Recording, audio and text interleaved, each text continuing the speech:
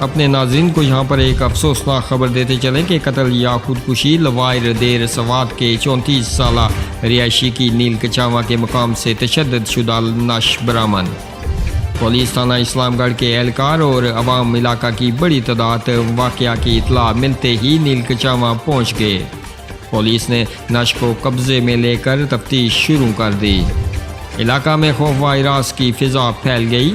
تفصیلات کے مطابق پسٹو تلاش ڈاخانہ زیارت تلاش تحصیل تمیرہ گڑھا ضلع لوہائر دیر سوات کے رہائشی اعزاز خان ولد بخت رحمان عمر تقریباً 34 سال کی تشدد شدہ نعش نیل کچاواں تھانہ اسلام گڑھ کی حدود سے ملی ہے۔ ڈیڈ باڈی کی اطلاع ملتے ہی پولیس تھانہ اسلام گڑھ کے اہلکار موقع پر پہنچ گئے اور نعش کو قبضے میں لے کر تفتیش شروع کر دی ہے۔ اہلیان اسلام گڑھ نے واقعہ کی مکمل انکوائری کا مطالبہ کر دیا ہے۔ آپ بھی اپنی رائے کا اظہار کومنٹ کی صورت میں نیچے کر سکتے ہیں اور مزید خبروں اور اپ ڈیٹس کے لیے ہمارے اس چینل کو سبسکرائب کیجیے گا۔